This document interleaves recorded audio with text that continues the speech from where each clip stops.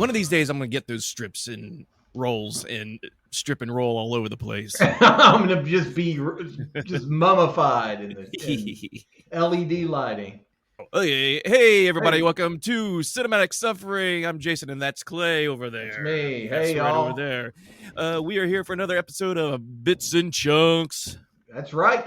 This is our podcast format, and we quite enjoy this one because it's just a kind of mostly off the cuff conversation where we talk about all things horror, all the things that we've seen lately that gets us excited as horror fans, and we bring that excitement to you, the viewer. Yeah, and whether we're revisiting old stuff or seeing new things, which is what I've been primarily doing, watching things that I haven't watched before.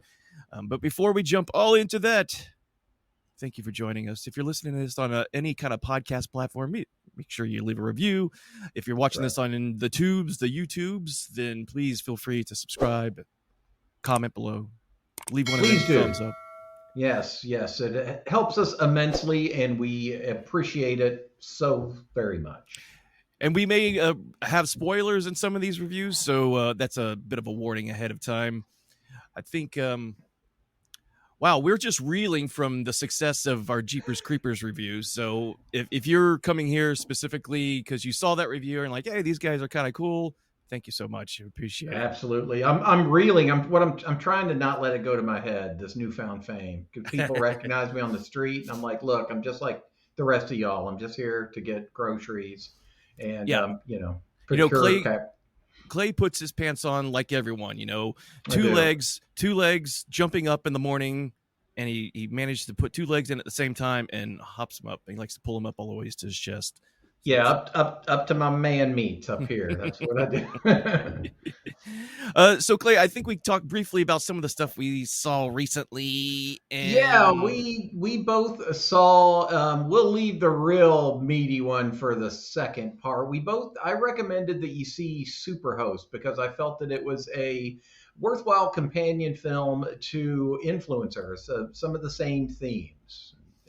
Yes, and I definitely did watch Superhost under your recommendation, and it's a story basically about is it a couple? Yeah, the couple, they rent an Airbnb that's out in the middle of nowhere, pretty much a nice cabin, and we get to meet.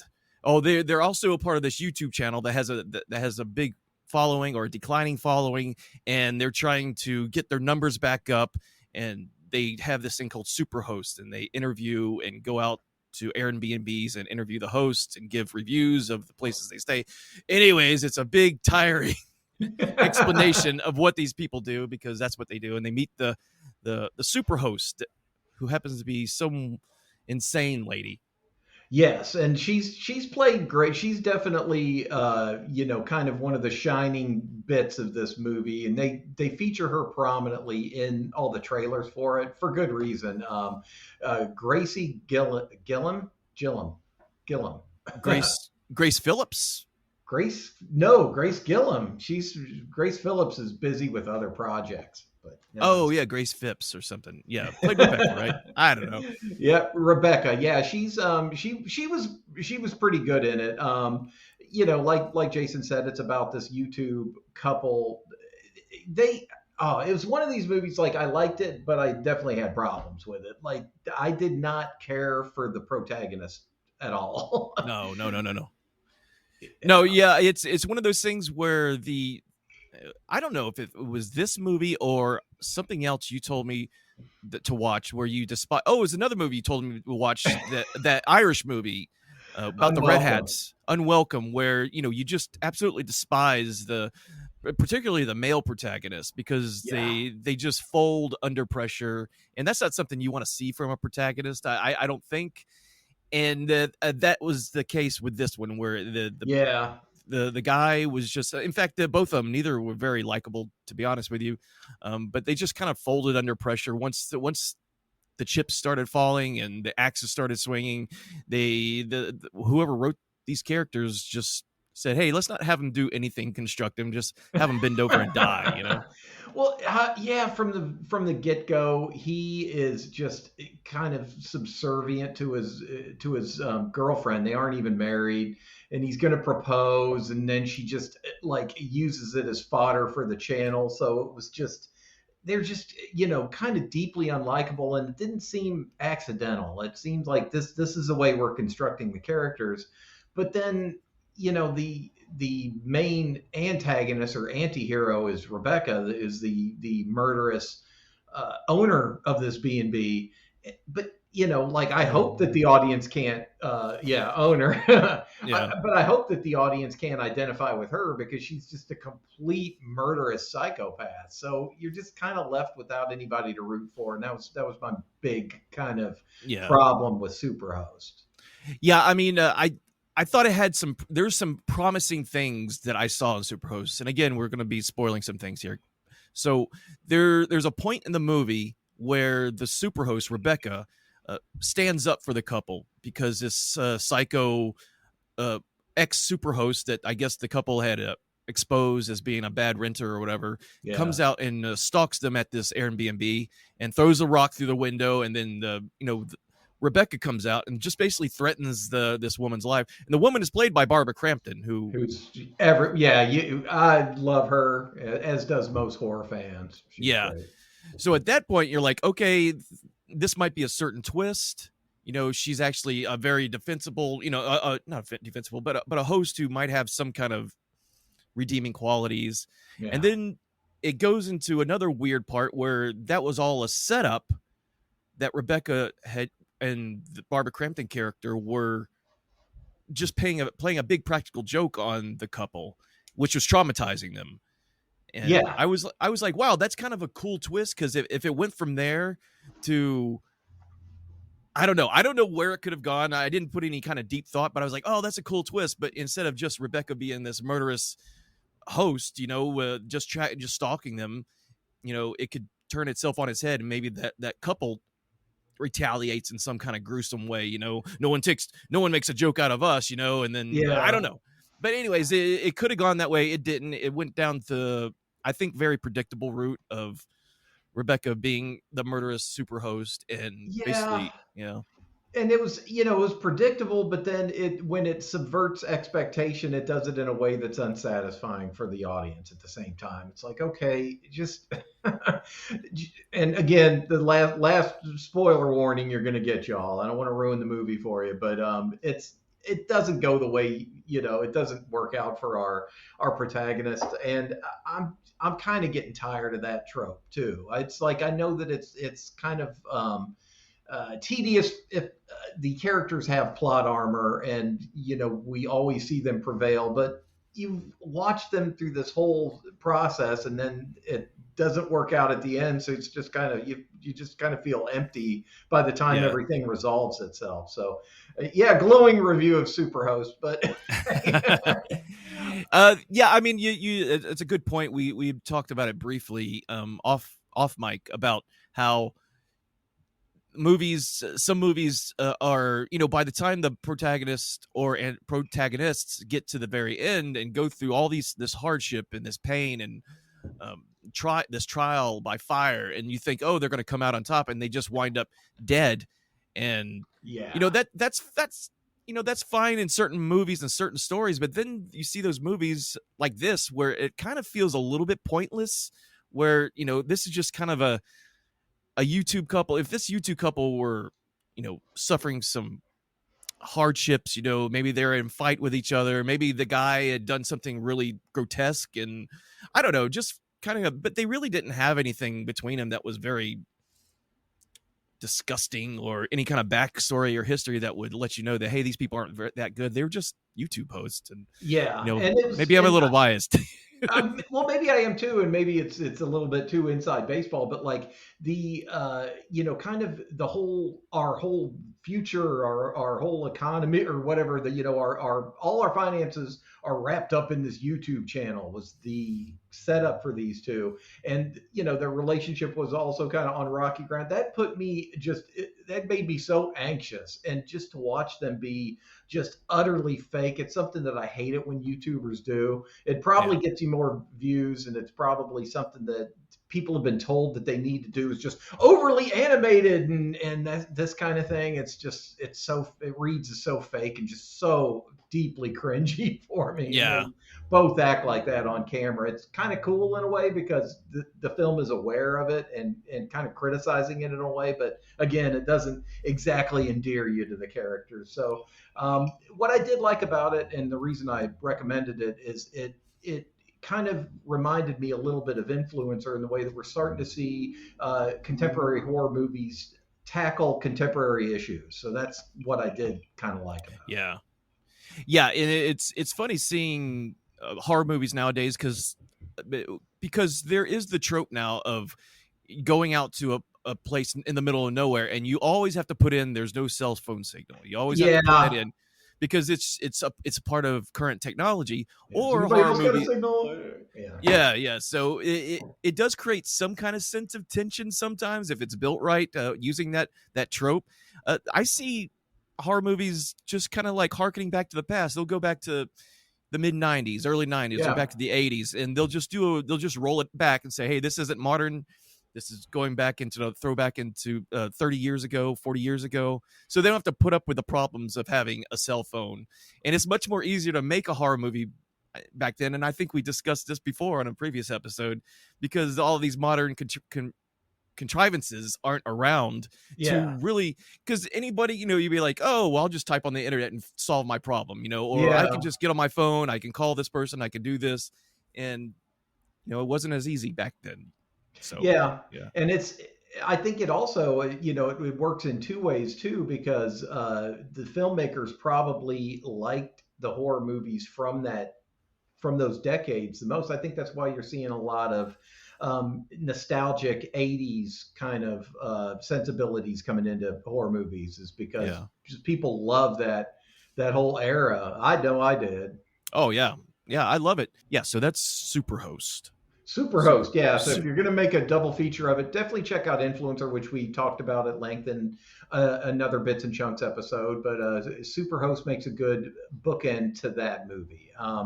Another movie that we both checked out recently, which I've been excited about seeing, is it goes by several names. It goes by The Japanese Evil Dead, is what most people kind of know it as, but its actual title is Bloody Muscle Bodybuilder in Hell, is the actual title here. And shout out to Bloody Disgusting. I've got their site open now, and I was just looking at a little bit of trivia about it.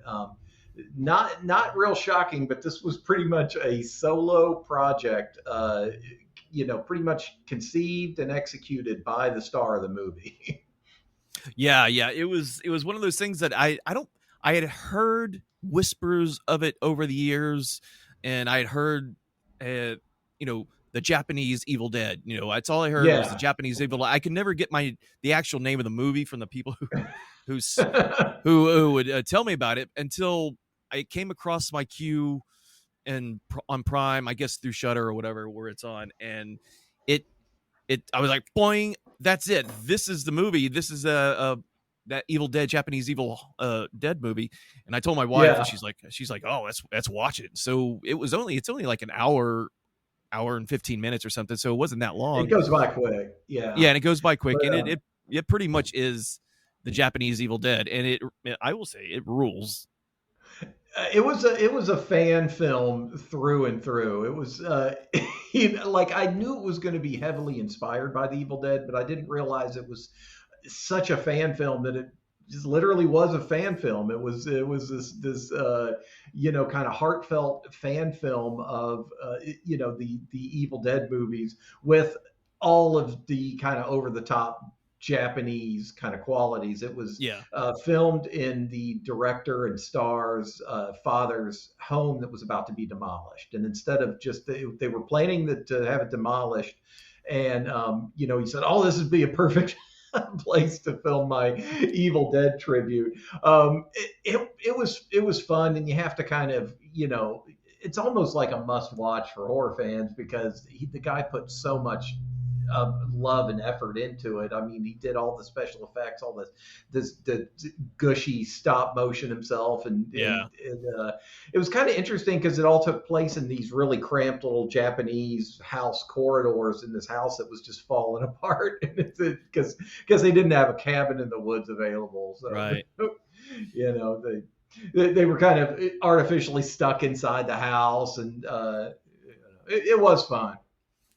Yeah, they it was cool. You can obviously, it's an obvious homage to the Evil Dead because the director even puts the typical Sam Raimi shots in there that you're used to seeing from his movies, especially the Evil Dead trilogies. And it was, I loved it because it you could tell it was kind of following some of the plot points of Evil Dead, but it was throwing its own spin on it.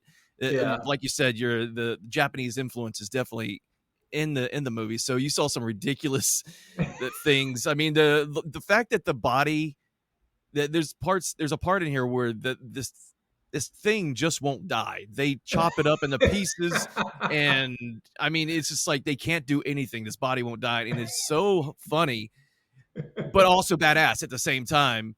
Yeah. I think one of the things that I was wondering about was like at the beginning we kind of get pictures of him like muscled up.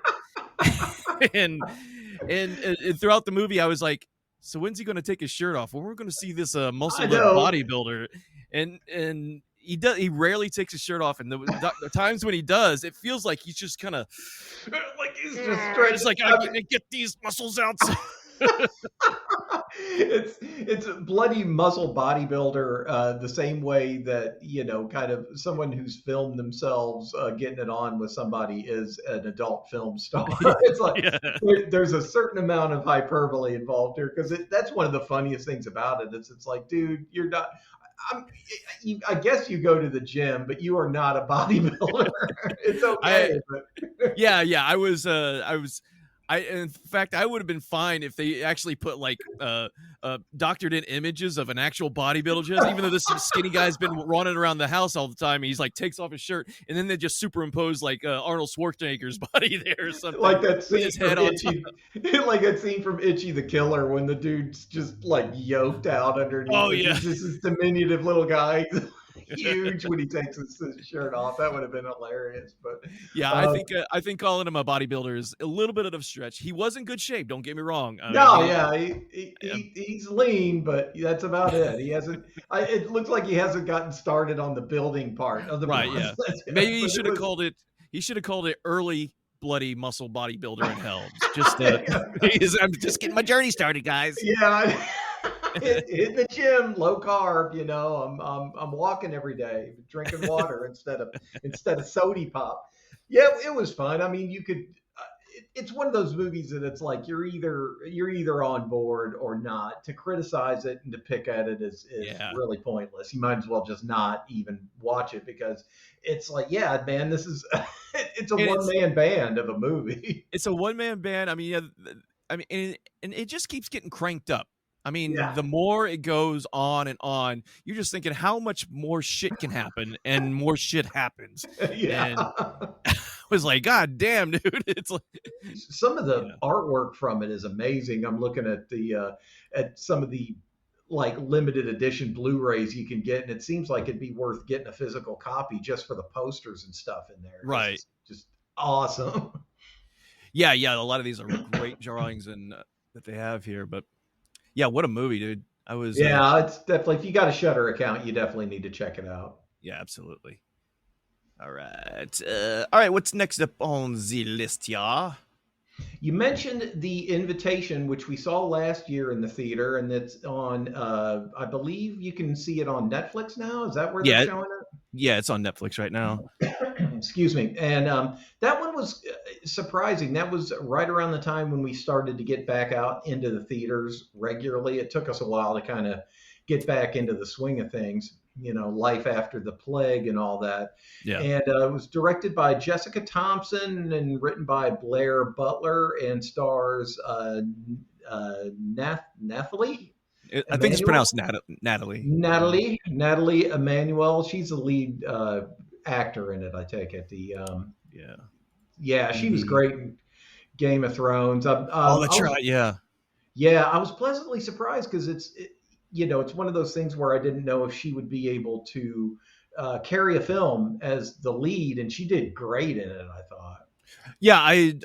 I was pleasantly surprised. Not pleasantly surprised. I was just pleasantly, I guess I should say, we're to see her because I think she's a beautiful woman for one, and Oh, yeah, she carried this film pretty hard. It was great. The guy who plays Walter Deville, this Thomas Doherty, it felt like his face was just chiseled out of this stone. Like he's like, I can imagine his face chiseled like a Roman emperor or something, because it's unreal to think that this guy's face is natural. It's Well, I made the joke after we watched it that I bet the actor's face hurt at the end of the day from making handsome face throughout the entire yeah, day of shooting because yeah, he's just got that smarmy and the basic setup. One thing I would recommend if you're going to see this movie, don't look at the trailer because the trailer gives away way too much.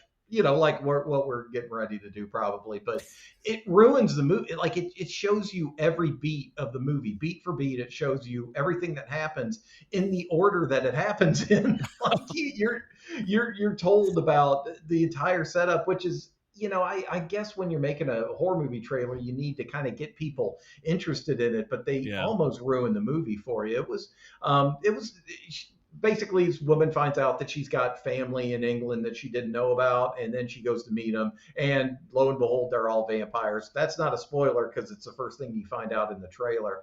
But yeah. they're the contemptible aristocratic variety of vampires. So you very much take pleasure in them getting thwarted towards the end of the movie. Yeah, I've been wanting to see it for a while. I'm a sucker for vampire films. I'm just pausing for applause. Applause is going on right now. Thank you. You're welcome. You can put that in post. Yep. And yeah, and so I had seen a brief trailer of it. I don't think I even watched a full trailer because I did want to go into it. I knew it was about vampires, but I didn't know the sustenance. Yeah. I didn't watch the theatrical trailer very closely. So when I watched it on Netflix just recently, it's just like boom. It was everything that I saw was brand new. So and then the twist at the end, which I kind of figured out a quarter of the way before anything ever started, just from them using familiar names from literature that you're probably already familiar with. That I was Yeah. like, oh, okay, I get it. I know where we're going. But it was a nice, cool take on an old story. Yeah, it kind of reminded me, well, the last journey of the Demeter reminded me of this movie in the way that they were both safe. You could tell that they were aimed for a mainstream audience, so they weren't too bloody or gory, and they both looked really pretty, just immaculate. Yeah, Cinematography, just almost too perfect. Like everything, just you could.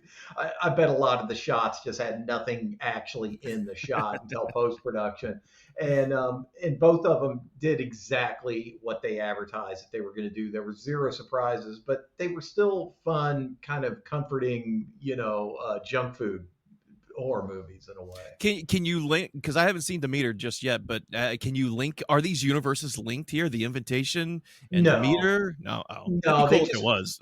it would be cool. And like I know we didn't specifically go out to talk about the Demeter, but that was the way that movie ended was made you want to see a subsequent sequel. It was like, okay, it was Yeah. set up great for like almost a much better movie as the sequel, but I kind of compare them because they both had vampires in them, and they both had a really, kind of crisp, clean cinematography, Yeah. lighting, and familiar actors. Both of them had people from Game of Thrones. Yeah. But at this point, every decent actor has been in Game of Thrones. It seems like so. Yeah. Yeah. I mean, if anyone hasn't figured out what piece of classic vampire literature we're talking about, it's I'm not even going to say it. You should know what we're No, talking about. So yeah. If you don't know, then read a book. You please. So is that? I think that's about it for the stuff that we've seen. I guess that's about it. Do you have anything else to add? No, just check out the other content we got on the channel, everybody. We do jokey, hilarious commentary on some movies. Some of it scripted, some of it improvised. So if you're a fan of folks like MST3K or Riff Tracks, you'll like what we do there.